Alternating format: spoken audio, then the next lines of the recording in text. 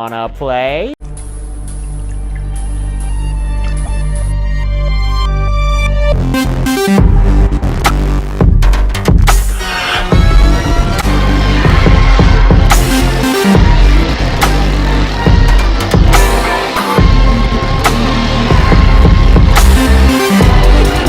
Here's Johnny! I need a bigger boat. What's your favorite scary movie? We have such sights to show you. It's alive! It's alive! It's alive! Hi, I'm Chucky. Wanna play? Hey everybody, welcome back to Wanna Play. My name is James McKenna, and today we're going to be ranking all the puppets in the Puppet Master franchise. This isn't a ranking of the movies, this is strictly just the puppets that we see throughout the franchise.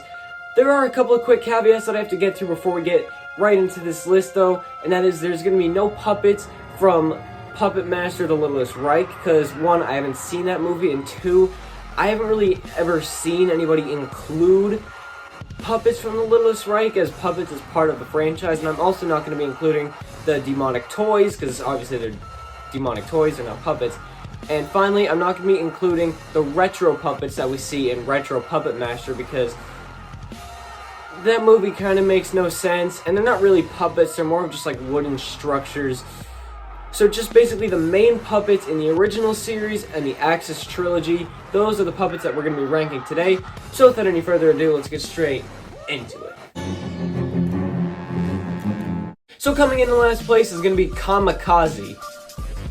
He's a Japanese puppet named Kamikaze, and he looks like this.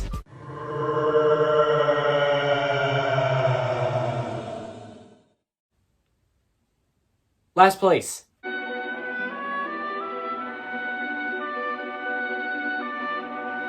Next up at number 12 is going to be Wehrmacht. Weary Mached? No. I don't remember this puppet at all. It's literally like three of the most like recent movies that I've seen are the Puppet Master Axis trilogy, and this guy was in them, and I don't remember a single damn thing about him. I don't remember his existence. I don't remember him being there. I literally remember less about this character than I do about the later Hellraiser movies, which, like, I don't remember a single scene from basically any of them. The least memorable, by far, puppet in the entire franchise, and just one of the worst. It's gotta be this low. Number 11 is Mephisto. Mephisto is a weird puppet in the franchise. You never actually see him move, I don't believe, and he's only in part 2, which a lot of these puppets go on for a lot of the movies, but this one is only in part 2, and he doesn't really make that much of an impact.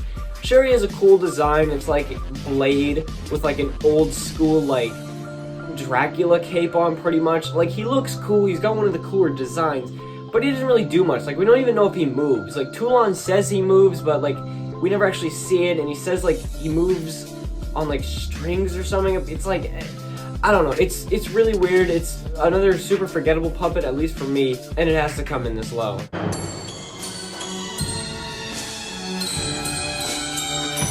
Then at number 10 we have Bombshell. So Bombshell is the leader of the Nazi puppets, and I just think it's a weird premise. First of all, Nazi puppets? What? And her being the leader, I don't know, she feels like kind of like a six-shooter ripoff almost, because of, you know, her special ability that she has going on there. But I don't know, she's just not really stand out. I mean, sure, she has some cool scenes, but like, she's a Nazi puppet. It's weird. I don't know, if she was in some of the earlier movies instead of coming in the 11th movie in the series, then it would have been better, but what are you gonna do? Bombshell comes in at number 10. Coming in at number 9, this one might be a little bit of a controversial statement because it's one of the OGs. That is Leech Woman. Leech Woman, her backstory is that basically she's Andre Toulon's wife who died, and he transferred her soul into the into the puppet, like basically just like Chucky would do it. But Leech Woman scenes are the grossest scenes, and I get it, that's what they were going for, and it really worked. But no! Why? She pukes leeches into other people's mouths. It's gross.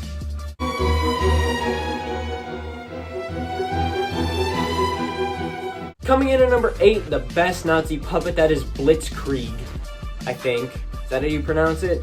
I don't know. Yell at me in the comments if you feel like it. But, I mean, for a Nazi puppet, this is pretty cool. I mean, it's literally a puppet attached to, like, a Nazi tank. It's pretty cool. I mean, the design is cool. The premise is cool of this literal puppet that runs on a tank. Like, it's pretty cool. He looks pretty cool, but once again, he's a Nazi puppet. That doesn't come in until, like, the 10th or 11th movie in the series. And it's one that I don't really remember all that much. I remember the design and kind of like what he does a little bit, like his kind of like shooting and stuff.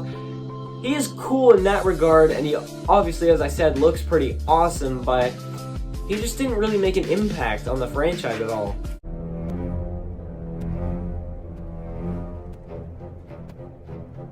Coming in at number 7 is Jester. Jester has honestly annoyed me since the first entry in the series.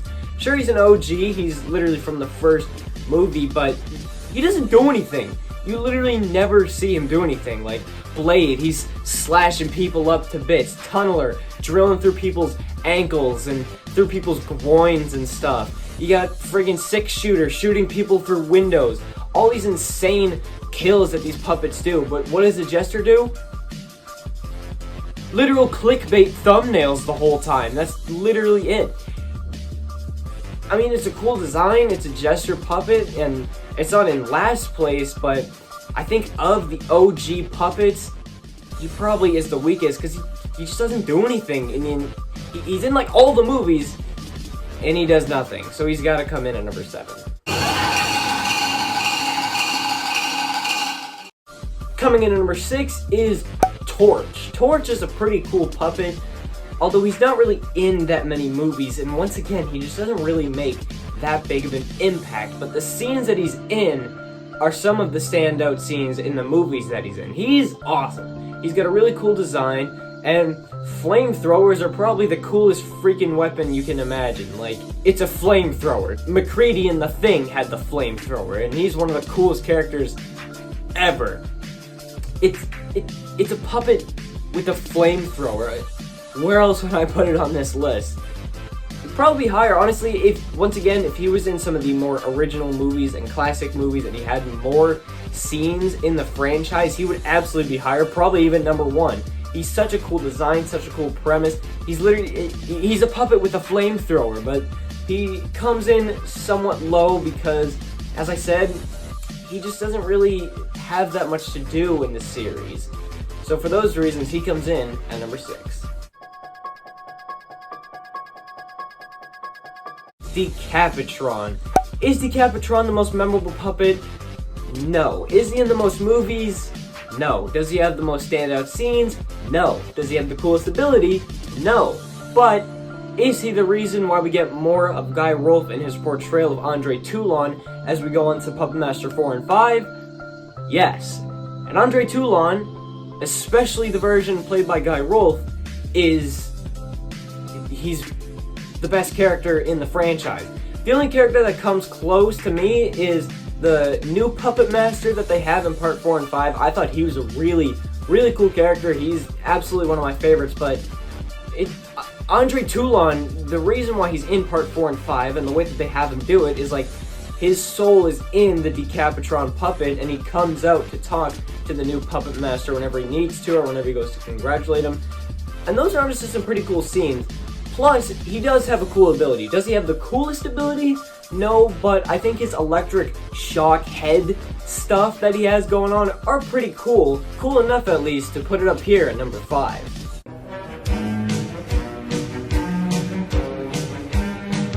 Coming in at number 4, and these are the heavy hitters. These are the classics. These are everybody's favorite. And at number 4, it might be ranked a little bit low for some people. That is Six Shooter. Six Shooter is just one of the coolest puppets there is by far. He has one of my favorite kills, the kill where he just takes out all the guns and shoots the guy out the window. Because usually in horror movies, when you fall out a window, it's just like, slow motion falling down, and then he hits the ground, and it looks really lame. It always looks really lame when that happens, but this one, he shoots the guy at the window, and he just goes boom, flying backwards out the window, and you get this crazy stunt fall, and it's honestly pretty hilarious. It's a great kill. Also, his design is just badass. He's got the 6 guns, the 6 really small guns that he can just shoot you at any time with his 6 arms. It's honestly really cool. He's designed like a weird live-action Netflix remake of Toy Story that they rated R. He looks really cool. His design is awesome. All of his abilities are awesome, and all of his kills are pretty cool as well. Cool enough to put him up here at number 4.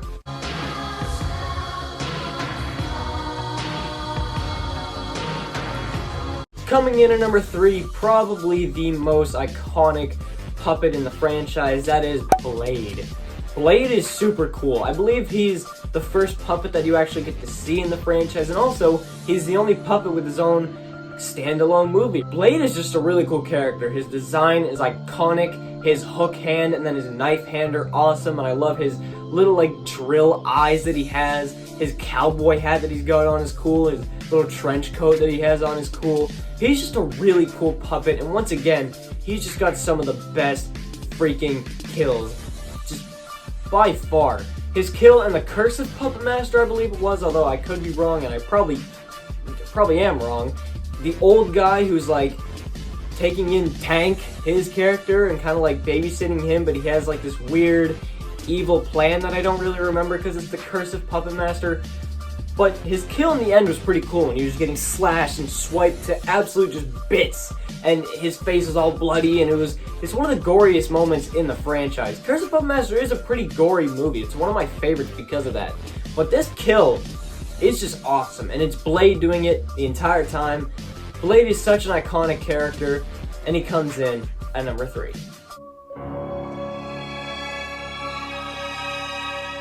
Coming in at number 2, and these last two are actually pretty difficult for me to decide from because I love both of these puppets, but coming in at number 2, I've gone for Pinhead. Pinhead is basically the muscle of the group, and when I say muscle, I mean he's got freaking muscle. Like, the dude is strong. Like, he's stronger than an average human, pretty much. Dude's so strong that he could probably tear your soul apart. He's awesome. He's really the first puppet that actually made an impact on me. The most memorable moments in the original Puppet Master is Pinhead scenes, pretty much. Like, he just has this awesome presence to him. The bit in part 3 where he just throws a brick at one of the Nazis is just honestly a super funny and super cool bit to me. Pinhead is great. He's awesome. I love what they did with him. His character is just super awesome, super creative, and he comes in at number 2.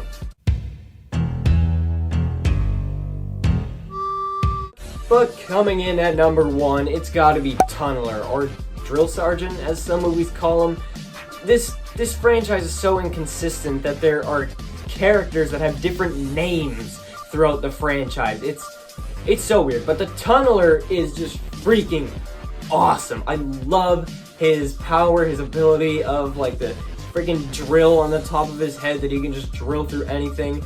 I think that he probably has the most like animated bits in the entire franchise. A lot of them you can just kind of tell it's just guys off screen like wiggling the legs and stuff, and it looks a little bit ridiculous, but the Tunneler is just super cool because you never ever really get that feeling from him that, oh, somebody's just shaking him off camera, because the way that he's designed, you can't really be lazy with him. He's got an awesome design, and also, if we're gonna talk about characters who have great kills, oh my god, possibly the greatest kill in the entire franchise comes from Curse of Puppet Master. That's the guy who's doing the bench press, like, yeah, I'm gonna get you, and the girl too, and you're gonna die. And then freaking tunneler pops up, he walks a little bit through the house, pops up, and then drills straight through his groin. It is so gruesome and nasty and gory, and it's just one of the most memorable